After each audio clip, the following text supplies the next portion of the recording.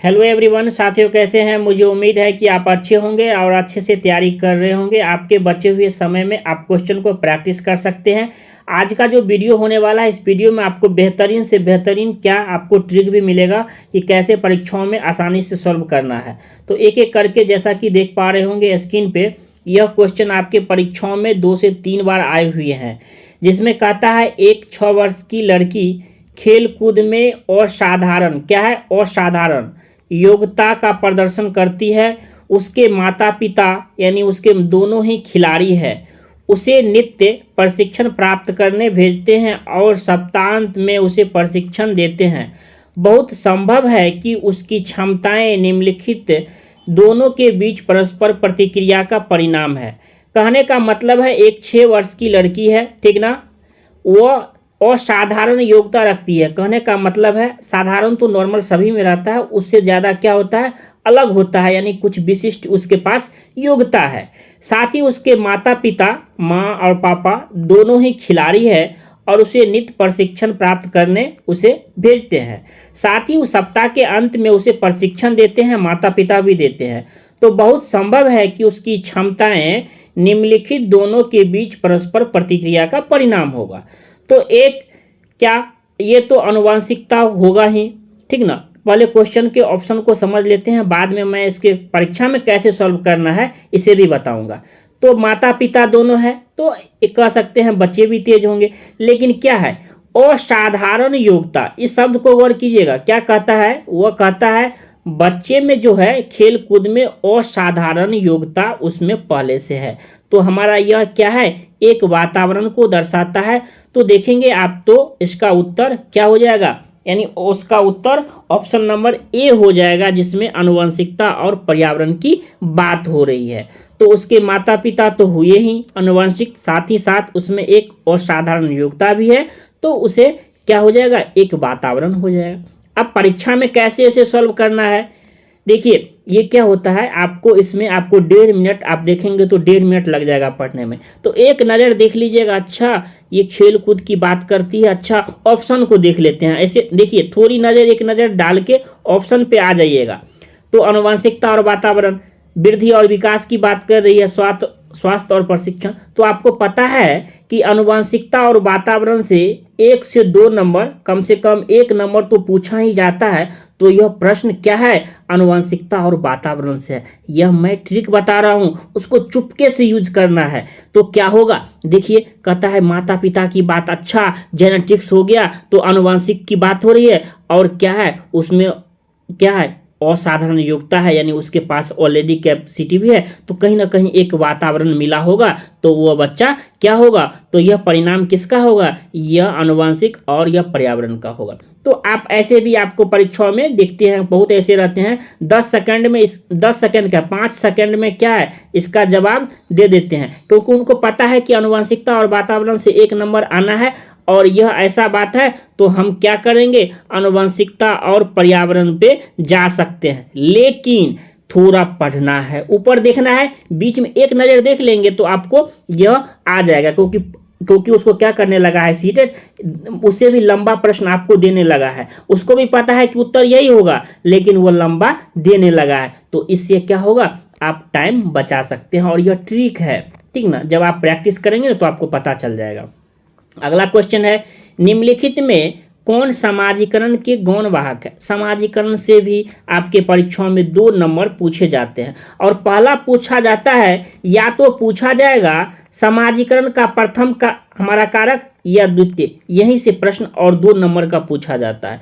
First क्या पूछेगा, समाजीकरण का प्रथम कारक कौन होता है, या गौण वाहक। आप कॉपी में लिख लीजिए, गौण वाहक को सेकेंडरी यानी द्वितीय भी कहते हैं। क्या कहते हैं, सेकेंडरी या द्वितीय कहते हैं। अब परीक्षा में कैसे सॉल्व करना है, परिवार आ गया तो उसको काट दीजिए। क्यों काट दीजिए, क्योंकि आपको पता है कि परिवार हमारा फर्स्ट में आता है। दूसरे को देख लेते हैं, विद्यालय और पास पड़ोस। पास पड़ोस जो है ना, कभी प्रथम में भी आ जाता है और कभी द्वितीय में भी आ जाता है, तो छोड़ देते हैं इसे। अगले ऑप्शन को देखते हैं, विद्यालय और निकटतम परिवार के सदस्य। यहाँ अगर भी समझ में न आए तो किसकी बात कर रही है, ये भी तो परिवार के सदस्य की ही बात कर रही है। चलिए उसके बाद डी को देखते हैं, तो इसमें भी परिवार की बात हो रही है। तो ठीक, तो ये भी कट गया, ये भी। अब आपको कंफ्यूजन होगा क्या विद्यालय और पास पड़ोस होगा या विद्यालय और निकटतम परिवार के सदस्य होगा। तो इसमें किसकी बात हो रही है, परिवार के सदस्य की, तो ये तो होगा नहीं। तो फिर क्या होगा, आप एक ट्रिक मैं बता रहा हूं, जब भी आप देखेंगे विद्यालय, देखिए ऐसे प्रश्न कैसे भी घुमा के पूछे ना तो गलती नहीं होना चाहिए। विद्यालय को आप हमेशा द्वितीय यानी सेकेंडरी में आप रखिए। इसके साथ साथ अगर पास पड़ोस लगता है तो आप सेकेंडरी में जा सकते हैं, यानी जाएंगे। प्रथम में क्या हो जाएगा, अगर देखिए समाजीकरण का गौण भाग तो पूछा जाए तो विद्यालय और क्या हो जाएगा, पास पड़ोस। यहीं अगर पूछता कि प्रथम क्या होगा यानी प्राथमिक कारक क्या होगा, तो किस पे जाते, विद्यालय एवं पास पड़ोस पे जाते, यानी ऑप्शन नंबर आप किस पे जाते, फर्स्ट पे जाते। क्योंकि हम प्राथमिक अगर रहता तो समाजीकरण का प्रथम दे देता, प्रथम कारक क्या हो जाएगा, तो क्या हो जाएगा आपका यहाँ परिवार एवं पास पड़ोस हो जाएगा। लेकिन आपसे पूछा है गौण वाहक, सीटेट में जो है ना शब्दों का खेल हो जाता है, कभी द्वितीय दे देगा, कभी गौण वाहक दे देगा, कभी सेकेंडरी दे देगा, तो ये सभी को याद रखना है। तो विद्यालय के साथ आप हमेशा याद रखिएगा विद्यालय द्वितीय में होता है और परिवार हमारा प्राथमिक में होता है। तो आज के बाद यह गलती नहीं होगा। ऐसे आपको परीक्षाओं में भी सॉल्व करना है। अगला क्वेश्चन है, लेव वाइगोस्की के अनुसार संज्ञानात्मक विकास का मूल कारण क्या है। उसमें पूछा जा रहा है आपसे लेव वाइगोस्की से। लेव वाइगोस्की से भी प्रश्न आपके परीक्षाओं में रहते हैं। संतुलन, सामाजिक अन्योन्य क्रिया या मानसिक प्रारूपों का समायोजन या उद्दीपक अनुक्रिया की बात हो रही है। तो जब देखना है लेव वाइगोस्की, तो लेव वाइगोस्की से याद आपको याद आ गया होगा, अच्छा वही लेव वाइगोस्की महोदय जी हैं जो समाज की बात करते हैं। अब तो पढ़ने की क्या 5 सेकंड में, अच्छा सोचिए अब तो ऑनलाइन पेपर हो रहा है, तो क्या ये 5 सेकंड ठीक करने में लगेगा, 2 सेकंड में ठीक हो जाएगा। क्यों, क्योंकि आपको मैं ट्रिक भी तो बता रहा हूं, क्योंकि लेव वाइगोस्की महोदय जी समाज की बात करते हैं, सामाजिक अंतःक्रिया की बात करते हैं। तो इससे क्या होगा, आपको ऑप्शन नंबर बी पे चले जाएंगे, ठीक ना। देखिए क्या करना है, सीडीपी में 30 में कितना लाना है पता है, 30 में 30 लाना है, 30 में 29 नहीं होना चाहिए, 30 में 30 होना चाहिए। क्योंकि मैं कॉन्सेप्ट के साथ साथ मैं आपको ये क्या हुआ, एक यही नहीं हुआ कि ट्रिक बता रहा हूं कि जब भी आप देखें लेव वाइगोस्की महोदय तो सामाजिक के पर जाएंगे, क्योंकि लेव वाइगोस्की महोदय सामाजिक की बात करते हैं, क्योंकि बच्चे समाज में कहते हैं उसकी अंतःक्रिया से ज़्यादा सीखते हैं। तो 30 में 30 फोड़ना है, वैसे नहीं 29 नहीं 28 नहीं 27 नहीं, 30 में 30 लाना है। अगला क्वेश्चन जैसा कि देख पा रहे होंगे स्क्रीन पे, जिसमें कहता है किसी बच्चे का दिया गया विशिष्ट उत्तर कोहलबर्ग के नैतिक तर्क के सोपानों की विषय वस्तु के किस सोपान के अंतर्गत आएगा। यदि आप ईमानदार हैं, यानी कह रहा है यदि आप ईमानदार हैं तो आपके माता पिता आप पर गर्व करेंगे। यानी अगर आप ईमानदार हैं तो आपके माता पिता आप पर गर्व करेंगे कि मेरा बेटा पोता क्या है, मेरा बच्चा मेरा बाबू क्या है, ईमानदार है, गर्व करेंगे। क्यों करेंगे, इसीलिए आपको ईमानदार रहना चाहिए। यह कह रहा है कोहलबर्ग महोदय के अनुसार क्या हो जाएगा, तो यह हमारा अच्छी लड़की तथा अच्छा लड़का का हमारा क्या हो जाएगा, यह अनुकूलन हो जाएगा, यानी ऑप्शन नंबर सी। जब भी आपको ऐसे प्रश्न मिले कि यदि आप ईमानदार हैं तो आपके माता पिता आप पर गर्व करेंगे, क्योंकि ईमानदार रहना चाहिए, तो इसमें अच्छाई की बात हो रही है, तो क्या हो जाएगा, अच्छा लड़की और अच्छा लड़का का हमारा ये अनुकूलन समायोजन हो जाएगा। तीन ऑप्शन नंबर सी आपका करेक्ट हो जाएगा। ऐसे ही परीक्षाओं में आपके प्रश्न देखने को मिलेंगे और ऐसे ही सॉल्व करना है। अगला क्वेश्चन जैसा कि देख पा रहे होंगे स्क्रीन पे, जिसमें कहता है जीन पियाजे, देख रहे हैं ना आपके प्रश्न जो पूछे गए हैं क्वेश्चन है, जीन पियाजे के अनुसार अधिगम के लिए निम्नलिखित में से क्या आवश्यक है। फिर जीन पियाजे की बात हो गई, ठीक ना, जीन पियाजे आपको छोड़ने वाले नहीं है। तो फिर उसके ऑप्शन को देख लेते हैं। शिक्षार्थी के द्वारा पर्यावरण की सक्रिय खोजबीन, या वयस्कों के व्यवहार का अवलोकन, या ईश्वरीय न्याय पर विश्वास। क्या जीन पियाजे महोदय जी कहते हैं ईश्वरीय न्याय पर विश्वास, या शिक्षकों और माता पिता द्वारा पुनर्भलन।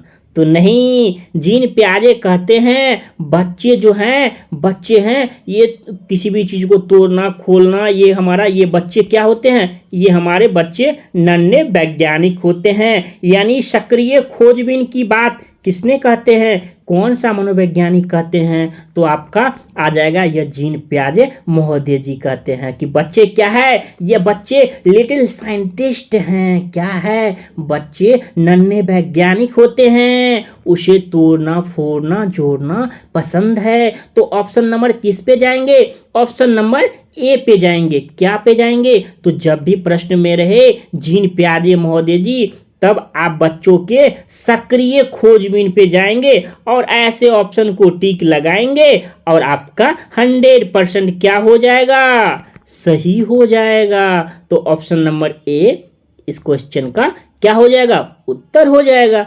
अगला क्वेश्चन जैसा कि साथियों स्क्रीन पर देख पा रहे होंगे, ठीक ना, फिर भी जीन पियाजे आ गए।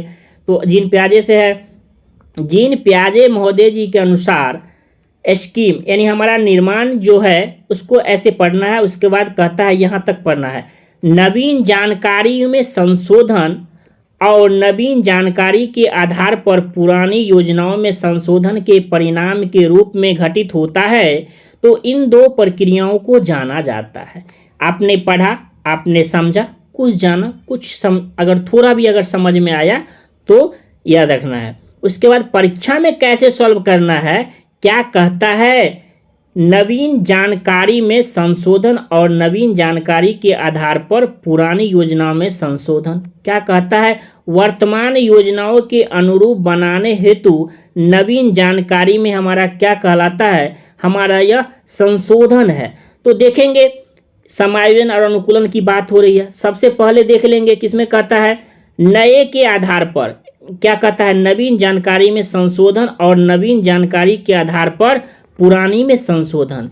जब नए के आधार पर, मैं ट्रिक बताता हूं, जब नए के आधार पर जब नए में होगा, यानी क्या, अगर न्यू है, ठीक, न्यू है और फिर न्यू में चेंज कर दिए, क्या किए, न्यू है और न्यू में, अगर न्यू आपने कुछ सीखा, अगर न्यू में कोई चेंज किया तो यह हमारा क्या हो जाएगा, यह हमारा समावेशन होता है। तो फर्स्ट आ गया समावेशन। दूसरा है क्या, आपके नवीन जानकारी के आधार पर पुरानी में संशोधन, यानी नवीन जानकारी के आधार पर, नए जानकारी के आधार पर क्या होगा, पुरानी में संशोधन, ठीक ना। क्या हो जाएगा, नवीन जानकारी के आधार पर किसमें संशोधन कर रहा है, आपको ओल्ड में संशोधन कर रहा है। किसमें संशोधन कर रहा है, आपको पुरानी में संशोधन कर रहा है। तो यह हमारा समायोजन होता है। तो इस प्रकार कह सकते हैं इसका उत्तर क्या हो जाएगा, ऑप्शन नंबर डी सही हो जाएगा। क्योंकि जिसमें कहता है नवीन जानकारी के आधार पर पुरानी योजनाओं में संशोधन, तो किसके आधार पर कहता है, नवीन जानकारी, तो हमारा यह समायोजन होता है। तो हमेशा याद रखिएगा, नवीन जानकारी के आधार पर जब पुरानी में संशोधन हो, जब पुरानी में संशोधन हो तो समायोजन, और जब नए के आधार पर नए में हो तो हमारा क्या कहलाता है, यह हमारा समावेशन होता है। तो दोनों इस प्रकार के मिल जाएंगे, आपको ऑप्शन नंबर डी सही हो जाएंगे। अगला नंबर क्वेश्चन जैसा कि साथियों स्क्रीन पर देख पा रहे होंगे, जिसमें कहता है किसी प्रगतिशील कक्षा की व्यवस्था में शिक्षक एक ऐसे वातावरण को उपलब्ध कराकर अधिगम को सुगम बनाती है। कैसे सुगम बनाती है, क्या खोज को प्रोत्साहन देता है, या नियामक है, या समावेशन को हतोत्साहित करता है। उत्साहित रहता तो कोई बात ही रहता, या तो हतोत्साहित यार हो गया। आवृत्ति को बढ़ावा देता है, अपने एक चीज को सीखा उसी चीज को बार बार दोहराने की प्रकृति आवृत्ति होती है। तो एक शिक्षक के रूप में एक ऐसे वातावरण को उपलब्ध कराना जिसमें क्या कहता है, खोज को प्रोत्साहन देता है कि बच्चे क्या करे, सक्रिय रूप से करे। तो ऐसे एक शिक्षक के लिए ऐसे वातावरण उपलब्ध कराना चाहिए जिसमें बच्चे क्या करे, खोज को प्रोत्साहन देना चाहिए कि बच्चे अच्छा ये हुआ ये हुआ ये हुआ ये हुआ ये हुआ, यानी बच्चा करेगा, एक उसके पास क्या हो जाएगा, समस्या आएगा तो उसका सॉल्यूशन अनेक प्रकार होता है।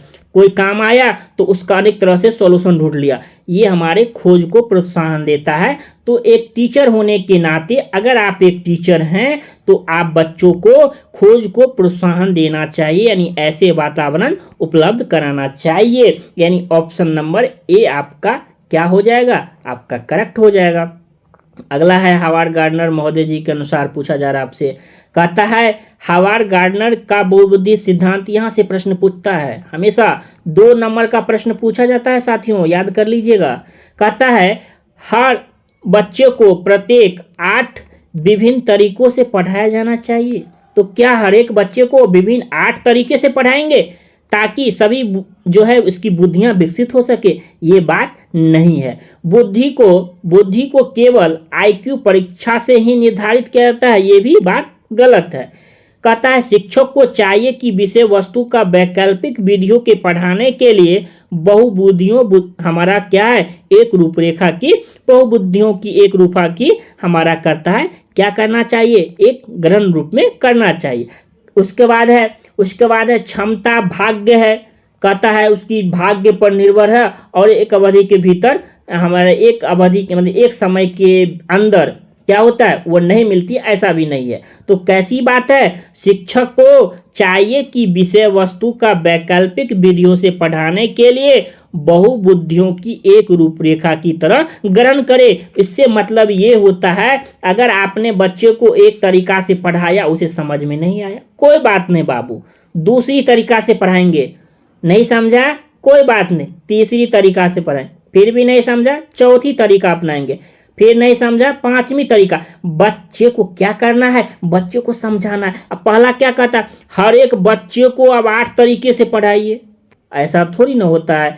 एक तरह से बच्चा अगर नहीं समझा तब ना दूसरी तरीके से, लेकिन कहता है प्रत्येक विषय 8 विभिन्न तरीकों से हमारा क्या करना चाहिए, सभी बुद्धियों बच्चे का विकसित हो, ऐसा नहीं होता है। तो क्या हो जाएगा हमारा 28 का ऑप्शन नंबर सी जो है यह आपका करेक्ट हो जाएगा। तो हावर्ड गार्डनर को भी आपको पढ़ना पड़ेगा क्योंकि हावर्ड गार्डनर से प्रश्न पूछते हैं। अगला है कोई 5 साल की लड़की एक टी शर्ट को तह करते हुए अपने आप से बात करती है। लड़की द्वारा प्रदर्शित व्यवहार के संदर्भ में निम्नलिखित में कौन सा कथन सही है? यह प्रश्न आपको प्रत्येक साल 1 नंबर को देखने को मिलेगा। प्रत्येक साल जब आप PYQ क्वेश्चन को देखेंगे, प्रीवियस ईयर के क्वेश्चन को देखेंगे, यह क्वेश्चन जो देख पा रहे होंगे यह क्वेश्चन भी आपके प्रीवियस ईयर में आए हुए क्वेश्चन है। यहाँ से प्रश्न पूछेंगे तो आपको इतना बड़ा क्वेश्चन आपको पढ़ने में 2 मिनट लग जाएगा। तो आपको ट्रिक से सॉल्व करना है क्योंकि कुछ कॉन्सेप्ट लगाना है, अभी लगाना है, लेकिन परीक्षा हॉल में साथियों ट्रिक का भी खेल हो जाता है, इससे समय बचता है। तो क्या करना है, जब ऐसे प्रश्न आता ही है तो क्या करना है, जब लगे कि एक बात करती है, खिलौने से बात करती है, ऐसे करती है, ऐसे करती है, लंबा चौड़ा क्वेश्चन आपको रह जाएगा।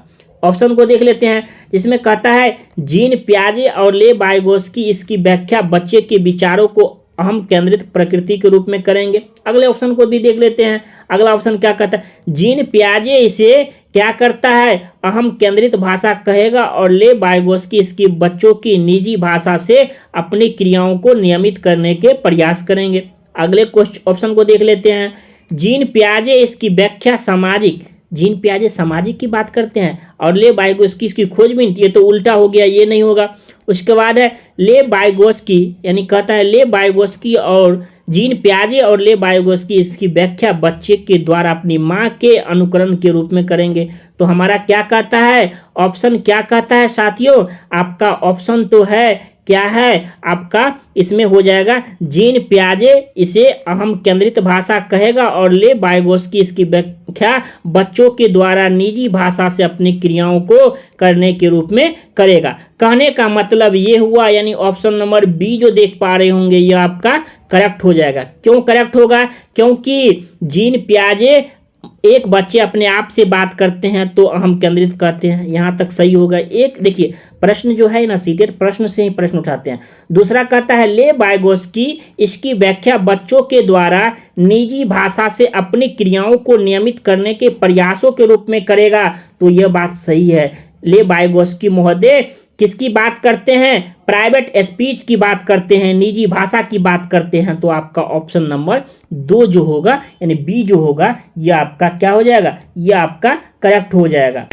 विद्यालय के सभी कार्यक्रमों में भाग लेना चाहिए, यानी बच्चे जो भाग लेते हैं तो कहता है कि सभी कार्यक्रम में, जैसे सरस्वती पूजा या कोई भी फंक्शन होता है तो उसमें भाग लेना चाहिए। क्यों भाग लेना चाहिए?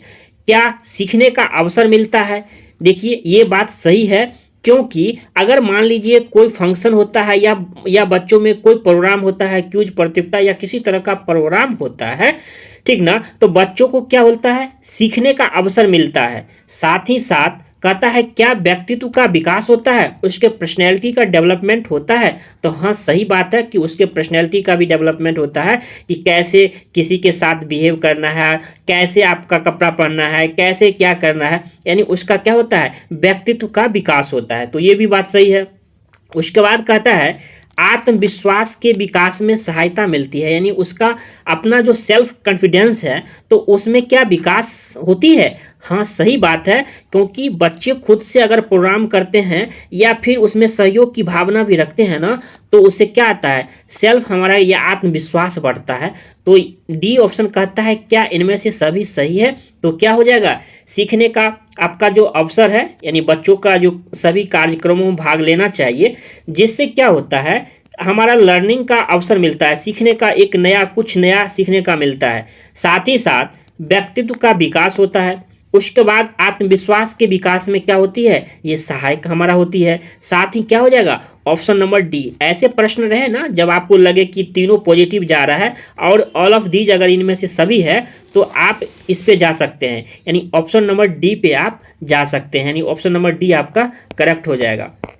अगला क्वेश्चन जैसा कि आप स्क्रीन पर देख पा रहे होंगे, जिसमें कहता है जो आपको मतलब आपकी सही आलोचना करता है, इसमें क्या कहता है? सही आलोचना करता है, क्रिटिसिज्म आपका करता है, तो उसके साथ आपका व्यवहार अपेक्षित होगा। कहने का मतलब है जो आपको सही आलोचना करता है, ठीक ना, आपकी सही आलोचना करता है, गलत की बात नहीं हो रही है, उसमें सही आलोचना की बात हो रही है, तो उसके साथ आपका व्यवहार अपेक्षित होगा। क्या होगा? क्या एक मित्र के रूप में होगा, या एक मूर्ख के रूप में होगा, या एक आलोचना के रूप में होगा, या इनमें से कोई नहीं? तो क्या होगा? कहता है यहाँ सही आलोचना की, क्या आप सही कर रहे हैं, क्या आप गलत कर रहे हैं, ये आपका बताता है। तो यह व्यवहार को, तो ये कौन बताता है कि आप क्या सही कर रहे हैं, क्या गलत कर रहे हैं? तो एक मित्र जो है आपके मित्र के रूप में सही आलोचना आपको बता देगा। साथ ही आप ये गलत कर रहे हो, जैसे देखे होंगे, जैसे अगर मान लीजिए कोई अगर बॉय है, ठीक, अगर उनकी गर्लफ्रेंड है, तो अगर किसी चीज़ का लत लग जाता है, किसी चीज़ का लत लगने लगता है, जैसे कोई भी चीज़ खाने पीने का, ठीक ना, तो उसे दोस्त कहते हैं अच्छा ये गलत कर रहे हो ना तुम, अच्छा आज के बाद ये गलती मत करना, ठीक ना। तो हमारा यह सही आलोचना करता है, यानी क्या आप गलती कुछ करते हैं तो उसके सही के बारे में बताता है। तो ये क्या हो सकता है? एक मित्र के रूप में। ऐसा थोड़ी ना है कि मूर्ख के रूप में होगा, या एक नहीं कि मेरा आलोचना करता है, कि मेरा बुराई ही करता है, नहीं, एक मित्र के रूप में आप पॉजिटिव सेंस में आप ले सकते हैं। तो ऑप्शन नंबर ए जो हमारा ये करेक्ट हो जाएगा। ऐसे ही परीक्षा में आपको देखने को मिलेगा और ऐसे ही आसानी से सॉल्व करना है, ठीक ना। जैसे अभी समझने में समय लग सकता है, बट जब आप उसे सॉल्व करेंगे ना परीक्षा हॉल में तो बहुत आसानी से सॉल्व हो जाएगा। अगला क्वेश्चन है छात्रों में अनुशासन बनाए रखने के लिए, यानी डिसिप्लिन आपका बनाए रखने के लिए एक शिक्षक की कौन सी भूमिका सबसे ज़्यादा क्या होती है? सराहनीय होती है। किस चीज़ की बात कर रही है? अनुशासन बनाए रखने के लिए। तो अनुशासन बनाए रखने के लिए क्या हो सकता है? शिक्षक की अपनी योग्यता। तो क्या शिक्षक की अपनी योग्यता रहेगी तो अनुशासन बन जाएगा? शिक्षक का विचार या शिक्षक का व्यक्तित्व, तो कहता है या शिक्षक की कक्षा प्रबंधन की क्षमता, यानी ये ऑप्शन नंबर डी जो हमारा यह क्या हो जाएगा? करेक्ट हो जाएगा, जिसमें कहता है शिक्षक की कक्षा प्रबंधन, यानी कक्षा को कैसे मैनेजमेंट करना है, क्या बच्चे शोरगुल करेंगे या नहीं करेंगे, ठीक ना, यानी कक्षा मैनेजमेंट, यानी इस घंटी के बाद क्या होगा? ये घंटी होगा। तो इसमें पूछा जा रहा है आपसे अनुशासन बनाए रखने के लिए, तो पता होगा ना जहां मैनेजमेंट अच्छे होंगे तो वहां अनुशासन क्या होगा? अनुशासन भी अच्छा होगा, यानी डिसिप्लिन भी आपका अच्छा होगा। तो ऑप्शन नंबर डी पे जाएंगे तो आपका डी जो है यह करेक्ट हो जाएगा, ठीक ना। उसके बाद अगला क्वेश्चन है किस छात्र को आप श्रेष्ठ मानते हैं। इसी तरह जो है ABCD करके आपका ऑप्शन दिया गया है और जिसमें कहता है किस छात्र को आप क्या श्रेष्ठ मानते हो। आप टीचर हैं तो चारों ऑप्शन को पढ़ लीजिए। क्या कहता है, जो शिक्षकों को सम्मान दे तथा उनकी आज्ञा माने। कहने का मतलब है जो शिक्षक को बहुत इज्जत करता हो या उनकी आज्ञा बहुत मानता हो, या जो सुशील और शर्मिला हो और अनुशासन में रहे, ठीक ना, या जो शिक्षा ग्रहण करने में और अध्ययन करने में रुचि रखता हो, या जो नियमित पाठशाला आता हो और कक्षा में मॉनिटर हो। तो क्या होगा साथियों, किस छात्र को आप श्रेष्ठ मानते हैं। तो आप जानते होंगे जो छात्र जो है आप पढ़ाते हैं और बच्चे पढ़ाने के वक्त आपको क्या करता हो, यह रुचि रखता हो, तो आप उसे बच्चों को सबसे ज़्यादा प्यारा मानते हैं। ऐसे भी आप जानते होंगे जो बच्चे पढ़ने में तेज होते हैं ना, तो वह टीचर के बहुत प्यारे रहते हैं। तो कहते हैं जो शिक्षा ग्रहण करने में और अध्ययन में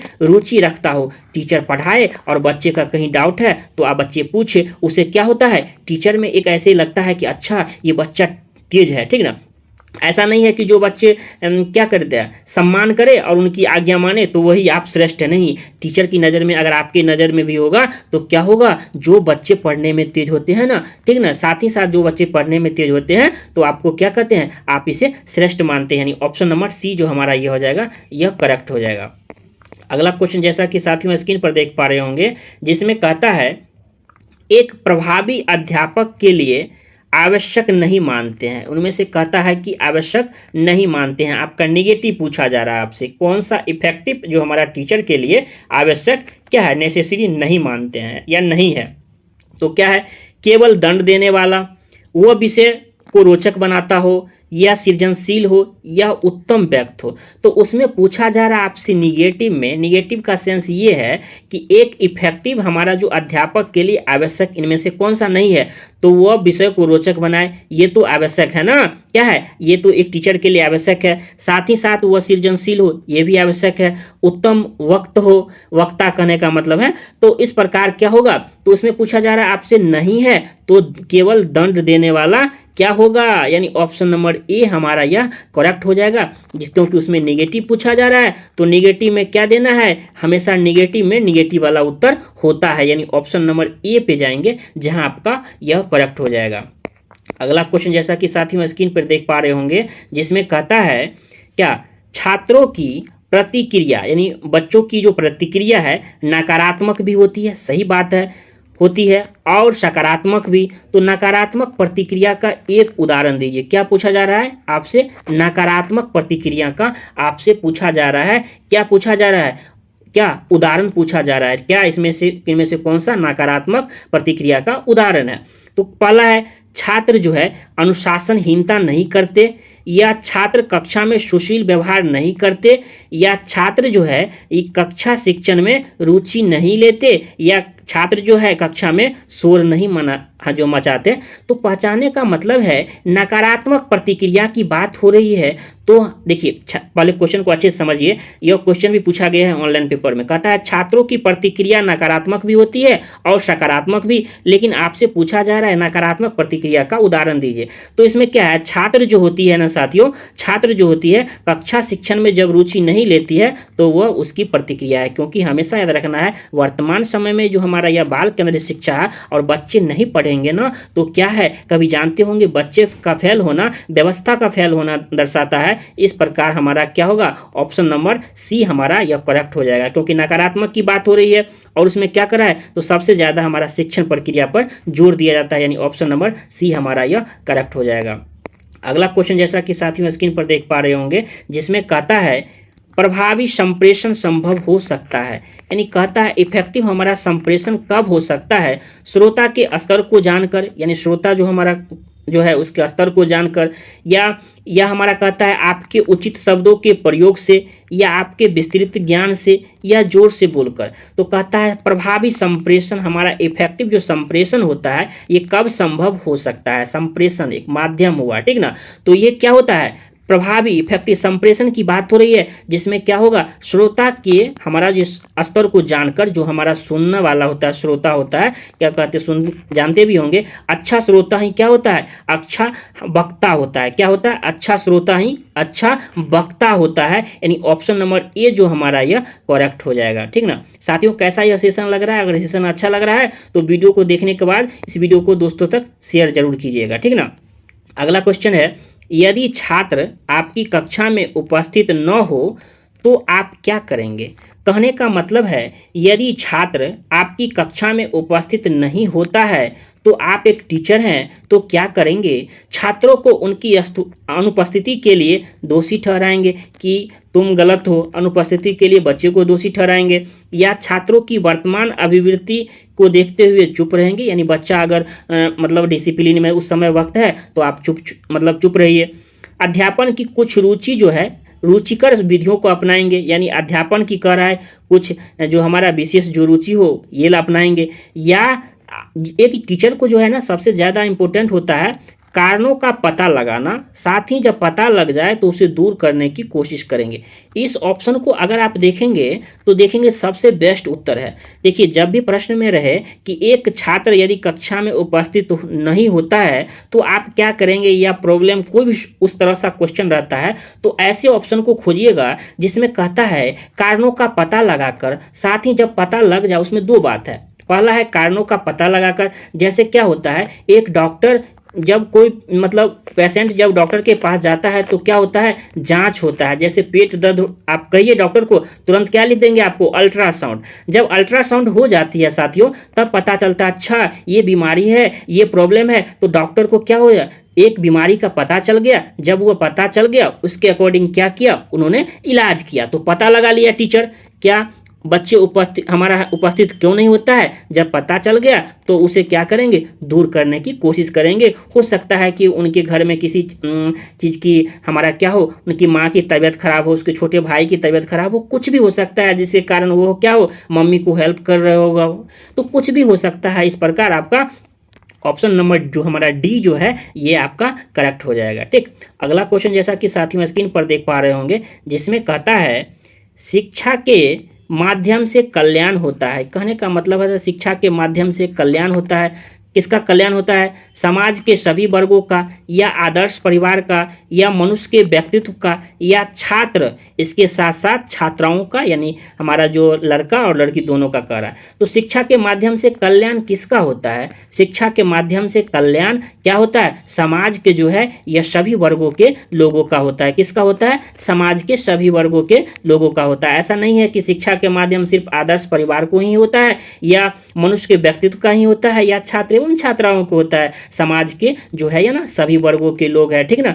तो उसमें क्या होता है, सभी वर्गों के लोगों का हमारा क्या होता है, यहाँ क्या होता है, कल्याण होता है। यानी ऑप्शन नंबर ए जो हमारा ये जाएगा, यह ऑप्शन नंबर समाज के सभी वर्गों का, यह ऑप्शन नंबर ए जो हमारा यह करेक्ट हो जाएगा। अगला क्वेश्चन और इस सीरीज का लास्ट क्वेश्चन, जैसा कि आप साथियों स्क्रीन पर देख पा रहे होंगे, जिसमें कहता है शिक्षक होने के नाते मैं अपनी कक्षा के उन विद्यार्थियों को पसंद करूंगा जो, यानी क्वेश्चन समझ लीजिए, आप एक टीचर हैं तो शिक्षक होने के नाते आप टीचर हैं तो अपनी कक्षा के किन विद्यार्थियों को ज़्यादा पसंद करेंगे। उच्च जो परिवार से संबंध है, यानी आप अच्छे परिवार से संबंधित है, उससे ज़्यादा पसंद करेंगे, या सुंदर हो, ठीक ना, या आकर्षक हो, अच्छा ये लड़का सुंदर है, ये लड़की सुंदर है, या आज्ञाकारी हो, बहुत आज्ञाकारी हो, ठीक ना, या कक्षा में क्रियाशील हो। तो जो हमारा छात्र और शिक्षक का जो संबंध होता है ये हमारे अन्योन्याश्रय संबंध होता है, बहुत प्रेम का हमारा होता है। लेकिन जो होता है कक्षा में जो बच्चे ज़्यादा क्रियाशील रहेंगे, आपको पता होगा जो बच्चे ज़्यादा एक्टिव रहते हैं पढ़ने में भी, ठीक ना, और जो है हमारा अनुशासन का पालन करता हो, सभी चीज़ में हमारा एक्टिव रहता हो, तो ऐसे बच्चे जो हैं ये टीचर की नज़र में अच्छे होते हैं। तो कक्षा में क्या हो, क्रियाशील हो, अच्छा पढ़ाई के वक्त पढ़ाई करता हो, खेलने के वक्त खेलता हो, और डिसिप्लिन में भी रहता हो, और टीचर की बात को मानता हो। तो कक्षा में क्रियाशील का होने का मतलब इसमें सभी आ जाएंगे। क्या आ जाएंगे, टीचर जब पढ़ाते हैं तो उस पर बच्चों की नज़र हो, और अच्छे से रुचि से क्या करे, वो बच्चे सभी क्षेत्रों में अच्छे से पढ़ाई करें। तो इस प्रकार साथियों आपने इस वीडियो में हमारा जो सीटेट की दृष्टि से सीटीपी के टॉप 10 क्वेश्चन आपने इस वीडियो में डिस्कस किया, आपने अच्छे से समझा और जाना। यह सेशन कैसा लगा आप कमेंट करके जरूर बताइएगा। अगर यह सेशन अच्छा लगता हो तो दोस्तों तक जरूर पहुंचाइए। जय हिंद, जय भारत।